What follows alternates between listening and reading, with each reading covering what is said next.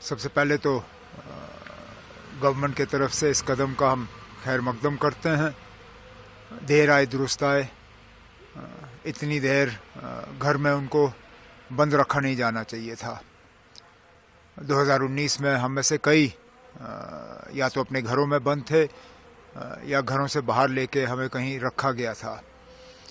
ایک ایک کر کے زیادہ تر ہم میں سے وہ ہیں جنہوں نے عدالت کے دروازے کھٹکھٹائے اور عدالت کے ذریعے ہم باہر آئے. اس بار بھی حکومت نے میروائز صاحب پہ کوئی احسان نہیں کیا.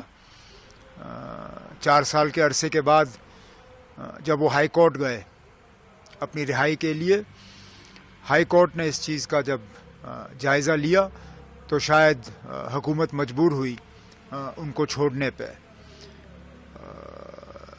4 سال ان کو، جیسے میں نے کہا، کسی بھی حالت میں رکھا نہیں جانا چاہیے تھا.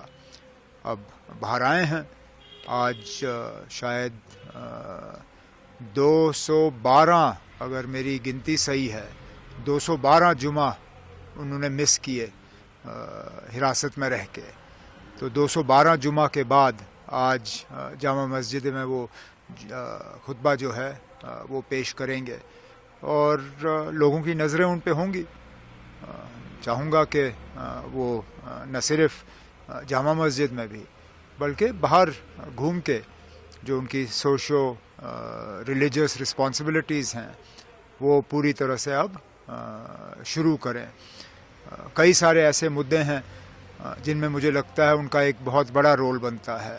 بالخصوص جو پچھلے دنوں سے ہم ڈرگز کی بات کرتے آئے ہیں، اس میں جو ہمارے ریلیجس لیڈرز ہیں ان کا ایک بہت اہم رول بنتا ہے. تو میروائز صاحب اس میں ایک بہت اہم رول ادا کر سکتے ہیں.